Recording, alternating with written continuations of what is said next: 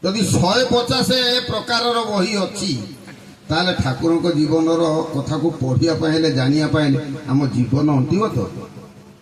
ଶ୍ରୀ ଠାକୁର ସଶରୀରରେ କହୁଛନ୍ତି, ସେ କହୁଛନ୍ତି ମୁଁ ପ୍ରେରିତ, ସେ ମୋତେ ପଠେଇଛନ୍ତି ପ୍ରୋଭିଡେନ୍ସ। ସିଏ ଯଦି ପ୍ରେରିତ, ତାଙ୍କ ଜୀବନ ଯଦି ଆମ ଦ୍ୱାରା ପଢ଼ିବା ଅସମ୍ଭବ ହେଇପଡ଼ୁଛି, ଆଉ ସେ ସମସ୍ତ ଜିନିଷ ଲେଖା ହେଇଛି 33,735 ପୃଷ୍ଠାରେ। ତାଙ୍କର ସମସ୍ତ କଥା ଲେଖା ହେଇଛି 33,735 ପୃଷ୍ଠାରେ। ଆମକୁ ପଢ଼ିବାକୁ ସମୟ ହେଉନି, ଆମର ପେଟର ଚିନ୍ତା ବଢ଼ିଯାଉଛି। ତେଣୁ ମୋର କହିବାର କଥା, ଗୋଟେ ଡାକ୍ତର ଇଞ୍ଜିନିୟର ହେବା ପାଇଁ ହେଲେ ବାପ ମାଆଙ୍କୁ ଯେତିକି ଶ୍ରମ କରିବା ପାଇଁ ପଡ଼ୁଛି, ଧନ ଯୋଗାଇବା ପାଇଁ ପଡ଼ୁଛି, ପିଲାଟିକି ଯେତେ ଶ୍ରମ କରିବା ପାଇଁ ହେଉଛି, ସେ କଥା ନ କହିଲେ ଭଲ। ଆଉ ଈଶ୍ୱର ଭଗବାନଙ୍କୁ ପାଇବା ପାଇଁ ହେଲେ ଜୀବନରେ କେତେ ଶ୍ରମର ଆବଶ୍ୟକତା ଅଛି। ঠাকুর কুমার হসবি খেলবি বলবি মজাই যাই ইচ্ছা তাই করবি সব, ঠকবি যেমন বলবি তেমন রক্ষা কর হে কেশব। কেশব কি তোর বাবার কেনা কান ধরি টেনে আনা, সে যে খান্তি 16 অଣା কার কথারে ভুলে না বলে। কলে ভগবান তো বোপার চাকর নুহতি, কান ধরি টেনে আনা, কান ধরিকি টানি আনিবু এ কামটা মোর করিবে। সে যে খান্তি 16 অଣା কার কথারে ভুলে না বলে। ତେଣୁ ଭଗବାନଙ୍କୁ ଜାଣିବା ପାଇଁ ପୁଣି କରୁଛନ୍ତି କୌପିନି ଆଣ୍ଟି ତିଲକ କାଟି ଜଟାଜୁଟ ମସ୍ତକେ, ମନେ ମନେ ବଡ଼େଇ କରୁ ଆମର ଭକ୍ତ ଭକ୍ତକେ। କେଶବ ଗୀତର ଖୁଡ଼ା ଦେଖା ମାମାର ଭାଗିନା, ଯେମିତି ତେମନି କରିଲେ ପୂଜା ଠାକୁର ପାওয়া হয়। ଯେମିତି ଇଚ୍ଛା ସେମିତି ପୂଜା କଲେ ଠାକୁରଙ୍କୁ ପାଇବା ଅସମ୍ଭବ। ଶ୍ରୀ ଠାକୁର କହୁଛନ୍ତି ପୁଣ୍ୟ ପଥରେ କଲେ ତୁ ଯଦି ମତେ ଏକେ ଭାବିବୁ ତରିବୁ, ମା ମାନେ ଭାଇ ମାନେ ସମସ୍ତେ ଏଠି ଚିନ୍ତା କରିବେ। ତାକୁ କୁହନ୍ତୁ ଯଦି ମତେ ଏକେ ଭାବିବୁ ଯାଇ ତରିବୁ। ଆଉ ଯଦି 2 ଭାବୁଥବୁ, ଠାକୁର ରୁହନ୍ତୁ ଜଗନ୍ନାଥ ବି ଥାଆନ୍ତୁ, ଠାକୁର ରୁହନ୍ତୁ ସାରଳା ବି ଥାଆନ୍ତୁ, କି ମଙ୍ଗଳା ବିରଳା ବି ଥାଆନ୍ତୁ, ତାହେଲେ ତୁ 2 ଭାବିବୁ। 2 ଭାବିଲେ ଡେରି, ଏତେ ଶୀଘ୍ର ପାଇପାରିବୁ ନା। ଆଉ ଯଦି ବହୁ ଭାବୁଥବୁ, ତାମାନେ ଘରେ ଯଦି ପ୍ରଦର୍ଶନୀ କରିଥବୁ ଠାକୁର ଘରକୁ, 100-150 ଖଣ୍ଡେ ଠାକୁରଙ୍କର ମୂର୍ତ୍ତି ତା ଭିତରେ ଥବ,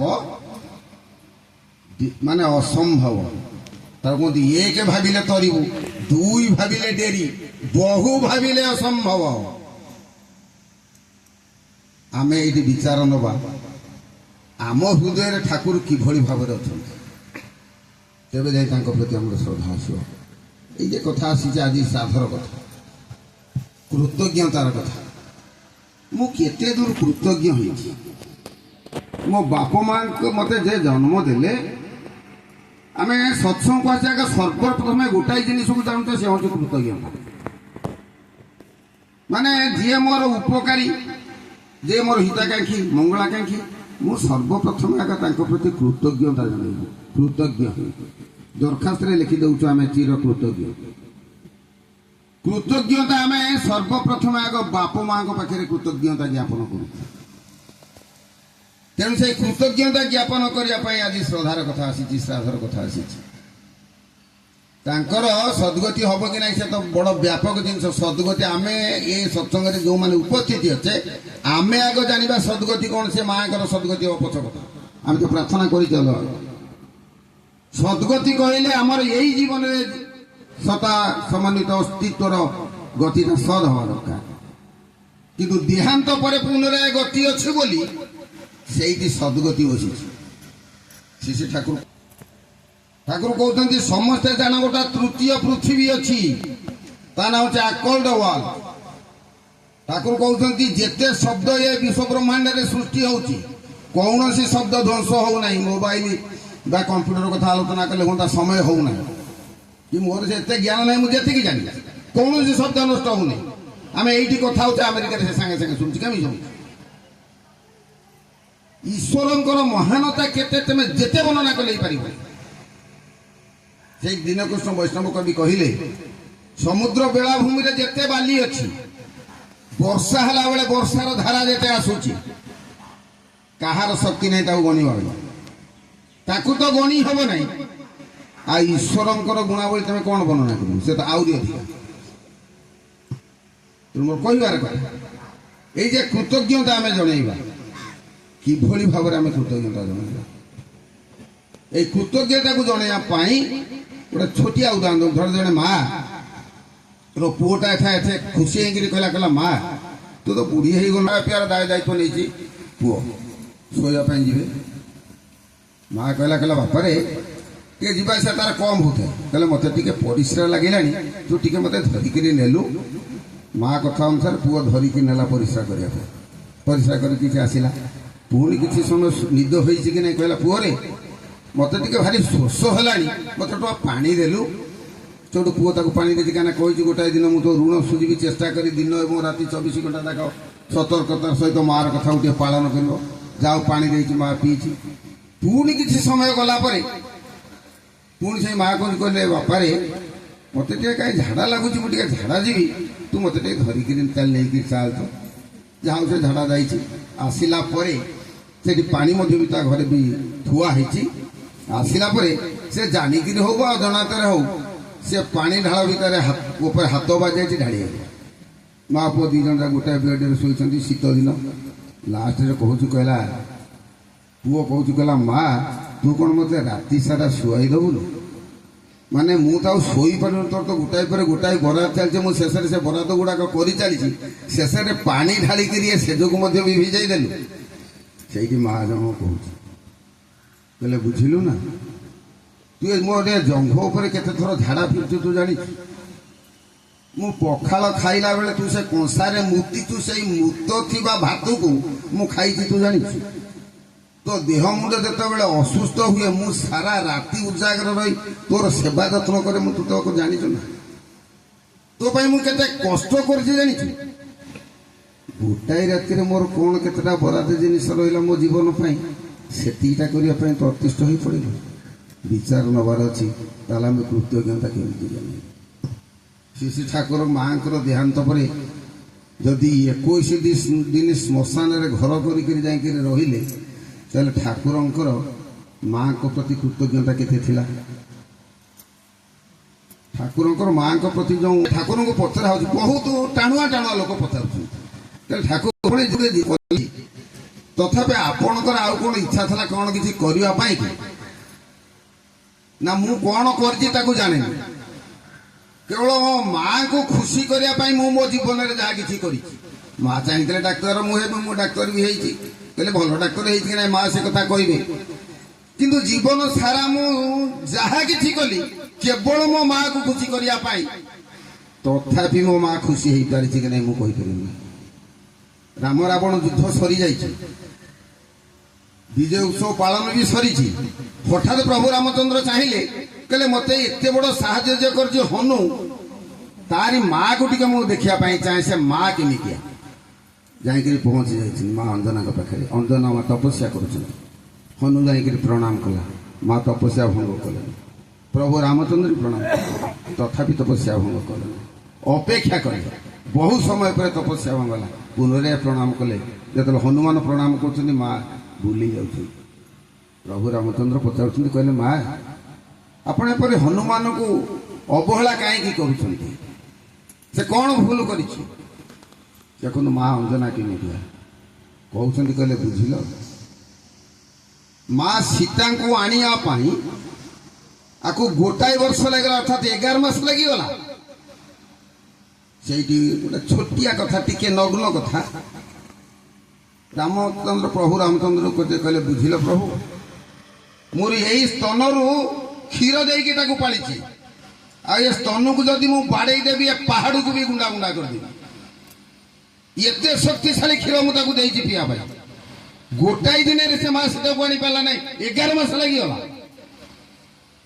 ଚିନ୍ତା କରନ୍ତୁ ମା ପୁଅ ଭିତରେ କେତେ ମହାନତା ଚାହିଁଥିଲା। ଶ୍ରୀ ଠାକୁର ସେଇ କଥା କହୁଛନ୍ତି, ଜୀବନ ଭରି ମୁଁ ଯାହା କିଛି କଲି କେବଳ ମୋ ମାଆଙ୍କୁ ଟିକେ ଖାଲି ଖୁସି କରିବା ପାଇଁ। ବର୍ତ୍ତମାନ ସମାଜରେ ଚିନ୍ତା କରନ୍ତୁ ଏତେ ଅକୃତଜ୍ଞତା ଆସିଲା କେଉଁଠୁ? ତେଣୁ ଆଉ ସମୟ ତ ହେଲାଣି, ମୁଁ ଆଉ କହୁନାହିଁ, ଏଇଠି ଶେଷ କରୁଛି। ତେଣୁ ଯାହା ହଉ ଆମେ ସେ ବିଧେୟ ଆତ୍ମାର ସଦ୍ଗତି ପ୍ରାର୍ଥନା କରିବା ଏବଂ ସମସ୍ତଙ୍କୁ ଅନୁରୋଧ, ଠାକୁରଙ୍କୁ ଧରିଛେ ମାନେ ଜୀବନରେ ଆଉ କିଛି ପାଇବାର ନାହିଁ। କାହିଁକିନା ଆମ ଇଷ୍ଟବୁଦ୍ଧି ମନ୍ତ୍ର ସେୟା, ପାଇ ଅଛି ମୁଁ ହିଁ ସବୁ, ଆମେ ବାରମ୍ବାର ଉଚ୍ଚାରଣ କରୁଛେ। କିନ୍ତୁ ସକାଳ ହେଲେ ସେ ଘୁଷୁଡ଼ିବା କୁକୁର ଭଳିଆ ଖାଲି ଦୌଡ଼ୁଛେ ଆଉ ଚାଲୁନେ। କ'ଣ ପାଇଁ ଦୌଡ଼ୁଛେ? ମୁଁ ତ ସବୁ ପାଇଛି ବୋଲି ପ୍ରାର୍ଥନା କରୁଛି ନା, ତାହେଲେ ମୁଁ ଆଉ କ'ଣ ପାଇଁ ଦୌଡ଼ୁଛି? এইଠି ସତ ଅନୁଭବ ଭଳିଆ ମାନେ ସତ ଉଚ୍ଚାରଣ କରିବା ଭାବିବାର ଅଛି। ମୋର ଆଉ କିଛି ପାଇବା ନାହିଁ, ଏକମାତ୍ର ହେଉଛନ୍ତି ମୋ ଜୀବନର ପ୍ରାପ୍ୟ ଅଛି। ଆଉ କହିବି ଗୋଟାଏ ପ୍ରକାର, କରିବି ଆଉ ଗୋଟାଏ ପ୍ରକାର। ଏ ଧନ୍ଦାକୁ ଛାଡ଼ିବା, ମୁଁ କାହାକୁ ଉପଦେଶ ଦେଉନି, ସମସ୍ତ ସମ୍ମିଳିତ ଭାବରେ ଛାଡ଼ିବା, ତାକୁ ଏକାନ୍ତ ଭାବରେ ଗ୍ରହଣ କରି ତାଙ୍କୁ ସମାଜରେ ଇଏ ବିଶ୍ୱ ବ୍ରହ୍ମାଣ୍ଡରେ ପ୍ରତିଷ୍ଠା କରିବା ହେଉଛି ଆମର କାମ। ବନ୍ଦୀ